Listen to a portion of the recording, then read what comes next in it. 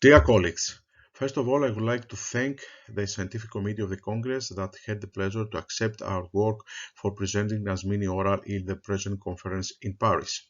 Dapaglifozin and Kidney Outcomes in CKD Patients with and without type 2 diabetes is our project. Actually, we demonstrate real-life data as a precursor announcement. As we all know, diabetes mellitus is a leading cause of kidney disease, with a critical percent of patients approaching end-stage kidney disease. At the same time, it's well known that CKD is a major contributor to illness and is associated with impaired quality of life. Until recently, the only class of medication that have been shown to show a decline in kidney function were angiotensin-converting enzyme inhibitors and angiotensin receptor blockers. Now the SGLT2 inhibitors seems to be leading to a reduction in intraglomerular pressure that will preserve kidney function in persons with kidney disease due to causes other than type 2 diabetes also. For that reason, we investigated the impact of the dapagliflozin on kidney function in CKD patients with and without type 2 diabetes. For that reason, we monitored kidney function and proteinuria in 10 CKD patients, 6 male, with and without type 2 diabetes that received dapagliflozin. All the participants were required to be receiving a stable dose of ACE inhibitor or ARB for the study period. All of our patients were clinical stable and there was no need for hospitalization for any reason. 9 out of 10 patients were diabetic. 1 patient had FFGS.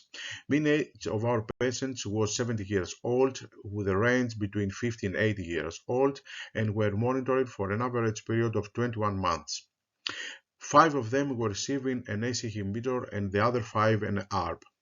Mean eGFR of our patients at the initiation of the study was roughly 50 mL per minute, tend to be 41.42 after a year, and ended to be 54 mL per minute after 2 years of notice period.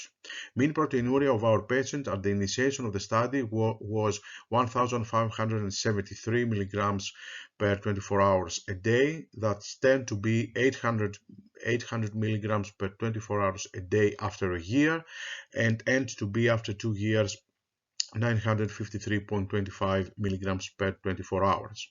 No major kidney event happened in any of our patients.